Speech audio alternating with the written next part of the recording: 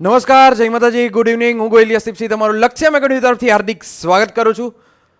જે ગૌણ સેવા પસંદગી મંડળમાં જુનિયર ઉદ્યોગ નિરીક્ષકની ભરતી આવેલી છે એના તમે ફોર્મ ભરી લીધેલા હતા અને હવે ફરી તમારે એક મોકો આપેલો છે જેમાં 18,000ની આજુબાજુ જે ફોર્મ ભરાણા હતા એના પછી હવે નવા તમને ફોર્મ ભરી શકો છો. એની ટાઈમ ડેટ વધારેલી છે તો એ વસ્તુનો લાભ લેતા નહીં, લેવાનો ચૂકશો નહીં. બરાબર, અચૂક લઈ લેવાનો. જો તમે એન્જિનિયરિંગની કોઈ પણ ડિગ્રી કરી હશે જેને લઘુ પડતી હશે તે બરાબર છે, જો એ કરેલી હશે તો તમને કોઈ પણ જાતનો વાંધો આવશે નહીં. બરાબર છે, તો જોઈએ કે કેવી રીતે તમારે ફોર્મ ભરવાનું છે. સ્ટેપ બાય સ્ટેપ જોતા જજો, એક પણ સ્ટેપ ભૂલતા નહીં.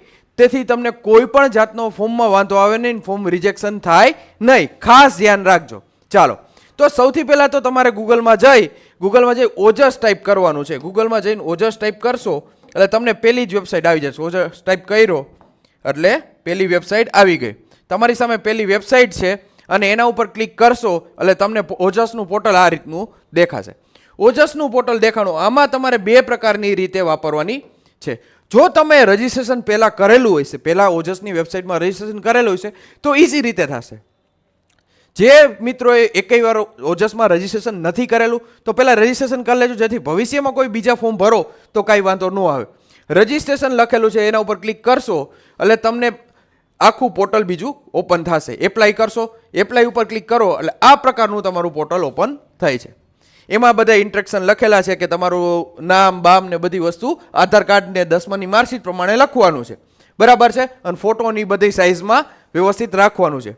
અહીંયા આઈ અગ્રી ઉપર કરશો એટલે તમારે શું આવશે કે આ નામ, તમારું નામ, પપ્પાનું નામ, સરનેમ ને બધી વસ્તુ ડિટેલ ફિલ કરવાની થાય. આ એકવાર કરેલી હશે રજિસ્ટ્રેશન તો કોઈ પણ જાતનો વાંધો નહીં આવે. બીજી વાર તમારે આ વસ્તુ અપલોડ ન કરવી પડે એટલા માટે ખાસ આ પહેલાં વસ્તુ કરી લેજો. તો પહેલાં શું આવશે? સરનેમ, નામ, પપ્પાનું નામ, મમ્મીનું નામ, તમારું જેન્ડર કઈ છે, મેલ ફિમેલ જે હોય, બર્થ ડેટ, મેરેડ અનમેરેડ કે જે હોય સ્ટેટસ, કેટેગરી જે હોય જનરલ હોઈ શકે, એસસી એસટી ઓબીસી જે કેટેગરી લાગુ પડતી હોય એ તમારે ફિલ કરી દેવાની. બરાબર છે. એના પછી તમારું એડ્રેસ આવશે. એડ્રેસ તમારે જે રહેતા હોય એ પ્રમાણેનું લખવાનું થાય. પરમેનન્ટ એડ્રેસ એ લખવાનું. જો બે એક હોય તો એ પ્રમાણે લખવાનું. બરાબર છે. જો એડ્રેસનું અહીંયા આપેલું છે તો એડ્રેસ તમારું જે હોય એ ફિલ કરી દેવાનું. આખી બધી વસ્તુ વ્યવસ્થિત.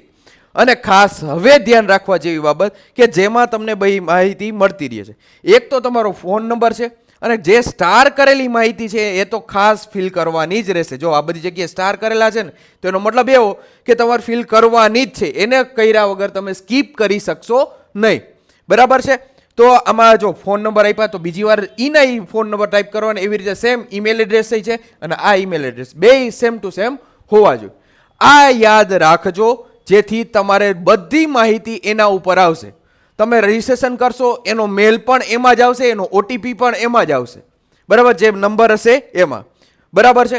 પછી જો રમતગમતનું તમે કોઈ નેશનલ લેવલનું કામ કરેલું હોય કે સ્ટેટ લેવલનું કહે તો એનું સર્ટિફિકેટ હોય તો એ લાગુ પડતું હોય તો તમારે એડ કરવાનું. ફિઝિકલી રીતે તમે કોઈ મતલબ કે દિવ્યાંગતા છે તમારે તો એના રિલેટેડ જે દિવ્યાંગતા હોય એનું તમારે ટીક કરીને એને વિગત પૂરી કરવાની. વિધવા હોય તો વિધવા, એક સર્વિસમેન છો, એક સોલ્જર છો તો એના માટે યસનો જે હોય. બરાબર છે. તો ગુજરાત સ્ટેટની કોઈ પણ બીજી ગવર્મેન્ટમાં છો તો પણ એનો ડિટેલ તમારે જોઈન કરવાની થશે. ચાલો, એના પછી હવે લેંગ્વેજનું તમને ઓપ્શન આપે. એમાં તમને જે લાગુ પડતી હોય ઇંગ્લિશ તો રીડ કરતા, રાઇટ કરતા, સ્પીક કરતા આવડે છે, બોલતા આવડે છે તો ત્રણેય બોક્સમાં રાઇટ કરવાના. પછી Hindi, Gujarati same to same વસ્તુ કરવાની છે. બરાબર છે. આ કર્યા પછી હવે તમારો ફોટો અને સાઇનનો વારો આવે છે. ફોટો વ્હાઇટ બેકગ્રાઉન્ડમાં હોવો જોઈએ, એવો હોવો જોઈએ. જો અહીંયા ચોખ્ખી વસ્તુ છે જેપીજી ફોર્મમાં હોવો જોઈએ. ફોટોની સાઇઝ કેટલી? 5 સેન્ટીમીટર લંબાઈ અને 3.6 સેન્ટીમીટર પહોળાઈની હોવો જોઈએ.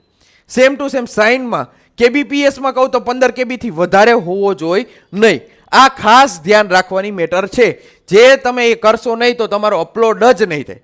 અહીંયા તમારે ચોઈસ ફાઇલમાં જઈ તમારો ફોટો અપલોડ કરવાનો. એવી રીતે નીચે તમારી સિગ્નેચર અહીંયા અપલોડ કરવાની થશે. જો અહીંયા પણ તમને માપ સાઇઝ પ્રોપર આપેલી જ છે.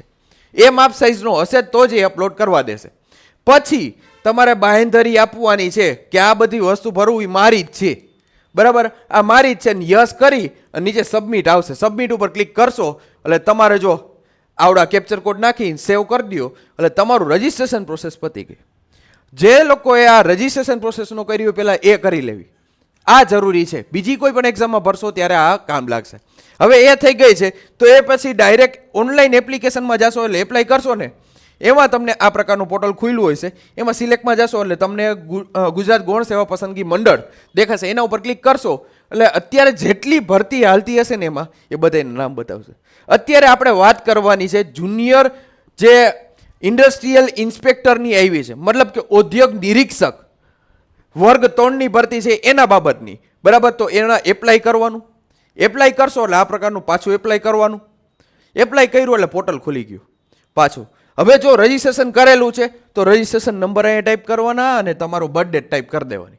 તો શું ફાયદો થશે કે બધી ડિટેલ ઓટોમેટિક ફિલ કરીને આવશે. જે અત્યાર સુધી તમે બધી ભરી નામ બામ એડ્રેસ બેડ્રેસ તો બીજી વાર નાખવાનું ન થાય, બરાબર. એ કર્યું તો એપ્લાય વિથ OTR કરી દેવાનું. અને નથી કર્યું, ડાયરેક્ટ કર્યું છે તો આમાંય તમે કરી શકો સ્કીપ કરશો એટલે બધી ડિટેલો તમારે ભરવાની થશે. જે નામ ને એ બધી વસ્તુ છે તે, બરાબર છે, એ ભરી દીધી આ બધી વસ્તુ ડિટેલ. હવે જુનિયર ઇન્ડસ્ટ્રીયલનું તમારે ફોર્મ ભરવાનું છે, એના બાબતની બધી ડિટેલ જો તમે સ્કીપ કર્યું હશે તો ભરવાનું થશે. OTR થી કરેલું હોય છે તો કોઈ પણ જાતનો વાંધો નહીં આવે, મતલબ કે રજિસ્ટ્રેશન કરેલું હોય છે તો તમારી આ બધી ડિટેલ ફિલ કરેલી આવશે. તમે ભરેલી જ છે એકવાર, બરાબર. આ ડિટેલ ફિલ કરી દીધેલી હોય પછી અહીંયા લેંગ્વેજ પછી તમારે મહત્વની બાબત આવે છે કે જે તમારે કરવાની હોય છે. કઈ કે તમારું એજ્યુકેશન ક્વોલિફિકેશન નાખવાનું થશે. હવે ધ્યાન રાખજો, જો આટલી બધી એન્જિનિયરિંગની ડિગ્રીઓ છે, ડિપ્લોમા હોય કે જે તમારે બેચલર ડિગ્રી એન્જિનિયરિંગને લાગુ પડતી હશે, એ બધી એન્જિનિયરિંગની ડિગ્રી છે. જે તમે જેમાં ગ્રેજ્યુએટ થયા છો એ ડિગ્રી સિલેક્ટ કરવાની, એનું નામ બામ ને બધું જે સિલેક્ટ થઈ ગયા પછી percentage, class, board, state, passing year, કેટલી ટ્રાયલમાં કરી ને તમારી સીટ નંબર, બધી જ વસ્તુ તમારે એમાં વ્યવસ્થિત ફિલ કરવાની છે, કોઈ પણ જાતની મિસ્ટેક વગર. જો મિસ્ટેક થઈ તો તકલીફ પડશે, બરાબર છે. ચાલો, એના પછી જો તમારી પાસે કોઈ એક્સપિરિયન્સ હોય આ ભરતી રિલેટેડ કે જુનિયર તમારે કઈ છે કે નિરીક્ષણ કરવાનું એના બાબતની હોય તો એક્સપિરિયન્સ તમારે નાખવાનું, બાકી નહીં નાખવાનું, સ્કીપ કરી નાખવાનું. જો અહીંયા ક્યાંય સ્ટાર નથી, અહીંયા જો તમને કીધેલું છે રેડ લાઇનમાં, આમાં કંઈ કીધું નથી એટલે નહીં રાખો તોય ચાલશે. અને પછી લાસ્ટમાં બાહેંધરી આપવાની છે, બાહેંધરી કે આ બધી ડિટેલ મારી જ છે, કોઈ ગામના નથી, બરાબર છે. આ કરી નાખી અને પછી સેવ કરશો એટલે તમારું આખું આ બની જશે. જો અહીંયા તમારો ફોટો સાઇન દેખાતો હોય છે, જો આ નામ દેખાય છે, એવી રીતે તમારા જે અરજી ક્રમાંક હશે ને એ આખો દેખાશે. અરજી ક્રમાંક કરશો એટલે એ તમારે આ સેવ કરીને રાખવાનું ક્યાંક, કેમ કે હમણાં કન્ફર્મ કરવાનું થશે. અહીંયા નીચે પણ કન્ફર્મનું આવે છે, એપ્લાય કન્ફર્મ એપ્લિકેશન, તોય ચાલશે. અને તમે આ કોપી કરીને રાખજો જેથી તમને કોઈ પણ જાતનો વાંધો ન આવે. કદાચ ભૂલાઈ ગયું તો, બરાબર, પછી કદાચ એ બધું વસ્તુ કમ્પ્લીટ થઈ ગઈ ભૂલાઈ ગયું તો એપ્લાય આમાં જશો ને ઓનલાઈનમાં તો ફોટોની નથી કર્યો, સ્કીપ કરેલું હતું એટલા માટે ફોટો તો ફોટોને અપલોડ કરવાનું થશે. આ રીતે જો ફોટોને સાઇન અપલોડ કરીને રાખવાનું, બરાબર છે. ચાલો, એ પછી કન્ફર્મ એપ્લિકેશન એ પણ અહીંયા થાય. જો આ કન્ફર્મ લખેલું છે ને, પછી અહીંયા નંબર નાખવાના જે આપણે કોપી કર્યા એ જો અહીંયા નાખેલા છે, બર્થ ડેટ નાખી દીધેલી છે, અને પછી તમારું જે અહીંયા કેપ્ચર કોડ દેખાય છે ને એ નાખી દેવાનું. કેપ્ચર કોડ નાખી દીધો ને ઓકે કર્યું એટલે તમારું ફોર્મ ફિલિંગનું કન્ફર્મેશન તમારે અહીંયા દેવાનું થશે.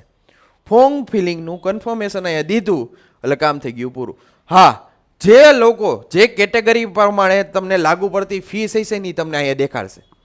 જનરલ હશે કે ઓબીસી હશે, એસટી હશે, એક તમારે ફી પેમેન્ટ કરી દેવાની. એ પેમેન્ટ થઈ ગયા પછી તમારું ફોર્મ ફિલઅપ આખું થઈ જશે. તો આ જે સ્ટેપની આપણે વાત કરી છે એ બધા સ્ટેપ બાય સ્ટેપ કરતા જાજો, તેથી કોઈ પણ જાતનો વાંધો આવે નહીં. જો આમાં ભૂલ કરી તો તમને તકલીફ પડશે, બાકી કોઈ પણ જાતની તકલીફ પડશે નહીં. અને હા, ખાસ કરીને જે લોકોને આ લાગુ પડતું હોય તો એ ભરી દેજો ભૂલ કર્યા વગર, બરાબર. જ્યારે તમે કન્ફર્મેશન કરી દેશો એટલે જો પ્રિન્ટ એપ્લિકેશનનું આવશે ને ફી પેમેન્ટનું પણ આવશે, કન્ફર્મેશન નંબર એ આવી ગયો હશે, બરાબર છે. જો આવી નવી અપડેટો જાણવા માટે તેની લક્ષ્યમ એકેડમીને ફોલો કરી લેજો. અને સૌથી પહેલાં આવી માહિતી મળી રહી એટલા માટે આપણું આ ટેલિગ્રામ ચેનલ છે એને જોઈન કરી લેવાની થશે. કઈ લક્ષ્યમ એકેડમી ઓફિશિયલ નામની આપણી ટેલિગ્રામ ચેનલ છે જેને જોઈન કરી લેવાની, તેથી તમારી પાસે સૌથી પહેલાં આવી માહિતી મળી રહી. મળશે આવા નેક્સ્ટ સેશન સાથે, ત્યાં સુધી મને એટલે કે યશસ્વી ગોયલને રજા આપો. જય હિન્દ, જય ભારત.